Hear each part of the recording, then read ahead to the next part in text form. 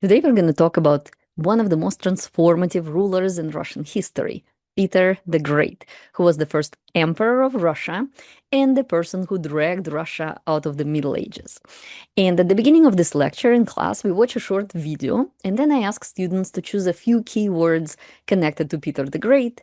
And the words that they choose is modernization, navy, access to the sea, St. Petersburg, military reform, westernization. And all of these are closely connected to Peter the Great. So first, let's take a look at the beginning of Peter's life, and in some ways, his story actually resembles the story of Ivan the Terrible. Remember how Ivan grew up surrounded by court intrigue and violence? So something similar happened to Peter. During his childhood, he witnessed political struggle, internal conflicts, violence, and murder. And as a result, he grew up deeply distrustful of nobles who were close to the throne. But Peter reacted differently from Ivan. If you remember, Ivan gradually descended into paranoia and terror, while Peter threw himself into action, hobbies, experimentation, modernization, and overall kind of like constant activity. Now, from a very young age, Peter became obsessed with military games and shipbuilding and engineering and weapons and any type of practical skills.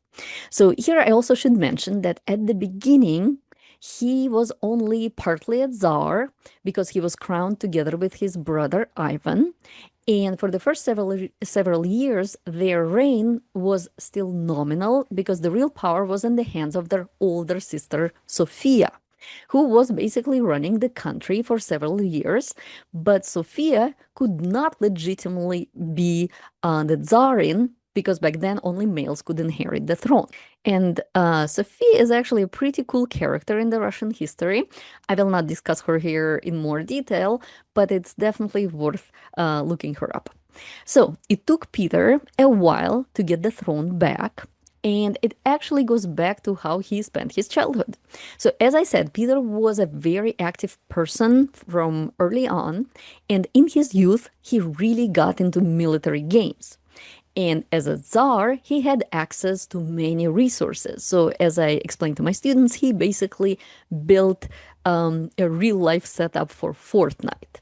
So, he built mock fortresses, organized practice battles. He experimented with military strategies. And for all of that, for all of these games, he gathered groups of young companions around him. And eventually, his childhood military games turned into real military training exercises.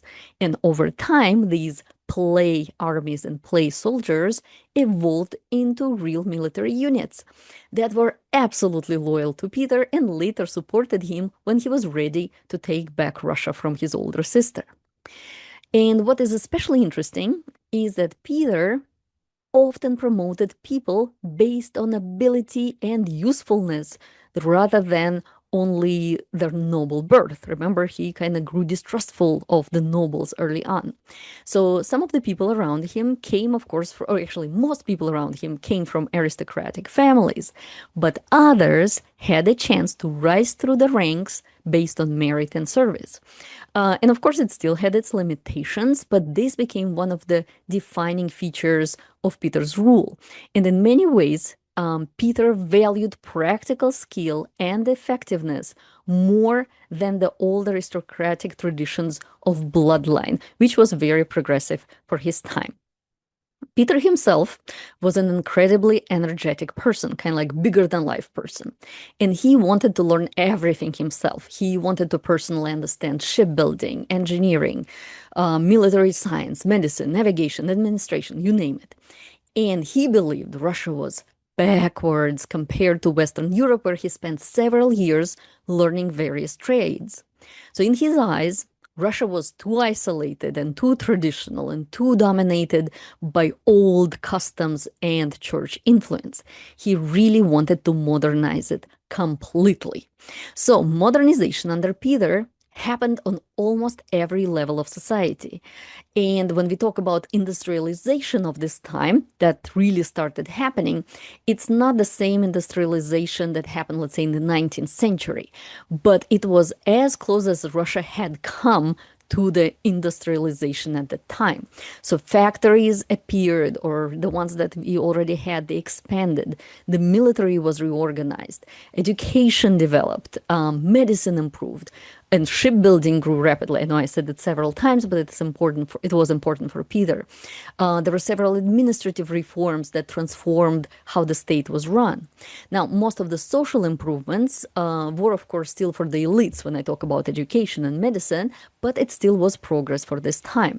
And Peter himself was the driving force behind these changes, both big and small. For example, Peter was the one who designed not only the early version of the Russian national flag that is still used in modern Russia, but also the naval flag that again is still used today.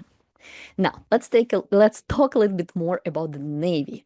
So one of the Peter's biggest goals was creating a powerful Russian Navy, and he actually had to create it from scratch. And because of that, the Navy became one of the most important symbols of his reign. Like many Russian czars before him, Peter the Great also wanted expansion. So one of his biggest goals was gaining access to the sea because he loved ships from early age and he believed Russia needed a navy in order to become a true European power. That goal eventually led to a long war with Sweden. And after Russia's victory in this war, Peter secured access to the Baltic Sea, and that basically started the history of the Russian Navy.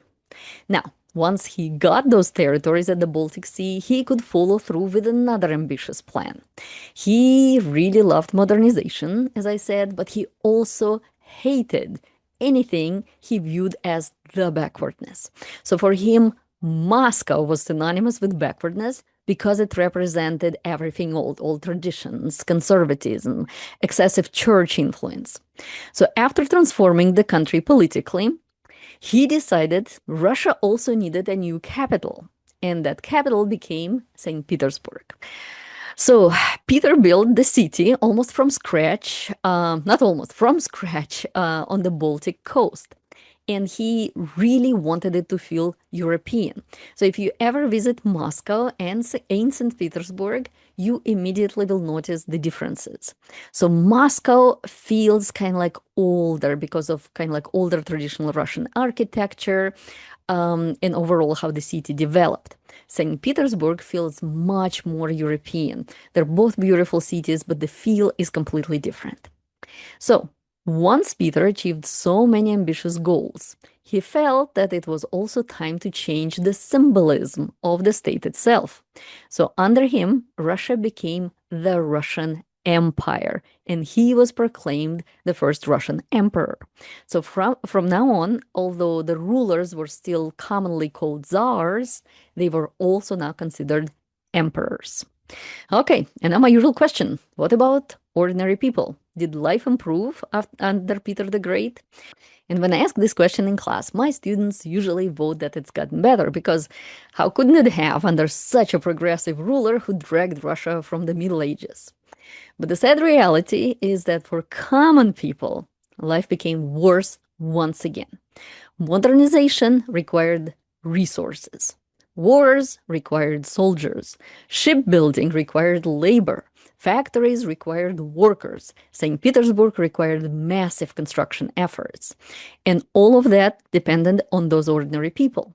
St. Petersburg is actually sometimes called the city built on bones because thousands of workers died during its construction in the swamps near the Baltic Sea. Under Peter, serfdom also became harsher. Earlier, peasants had been tied to the land. Now, peasants became treated as the property of landowners themselves. So in here I ask my students, like, serfdom was already legalized. What did Peter actually change here? Like, what does it mean that peasants are now the property of landowners? And it's hard to come up with the answer right away unless you consider a follow-up question. What can you do with your property? Yep, you can sell it. So now landowners could buy, sell, and transfer peasants individually. Before, they kind of came with the estate. You sell the estate, you get the peasants. But now it's separate people.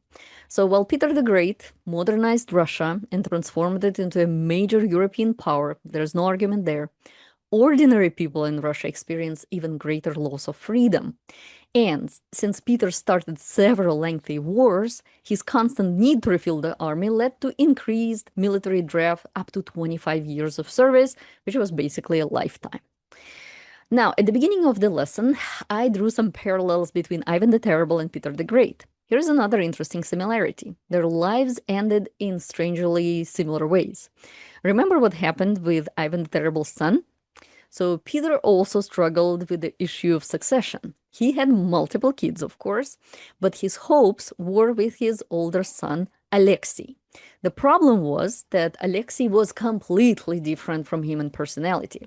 So Peter, as I said, was kind of like this bigger-than-life kind of person. He was energetic, ambitious, obsessed with reform and modernization. Alexei preferred the quieter, more traditional lifestyle, and he showed little to zero interest in ruling the empire the way Peter wanted. So their relationship became increasingly tense because of that, and eventually Peter became convinced that Alexei might be involved in conspiracy against him. So Alexei was arrested, imprisoned, and interrogated under torture. And the torture was so intense that he died in prison. So, in this tragic parallel with Ivan the Terrible, Peter the Great also effectively lost his son because of his own violence, and that son could have been his main successor. During his reign, Peter also actually introduced the idea of a will so that the current emperor could write in a will who will be his successor. But ironically, Peter the Great died before he could finish writing his will. So after Peter's death, Russia again entered a period of uncertainty. So we will stop here, and in the next lesson, we will look at what happened in Russia after Peter's death. Thank you. If you like it, please click like.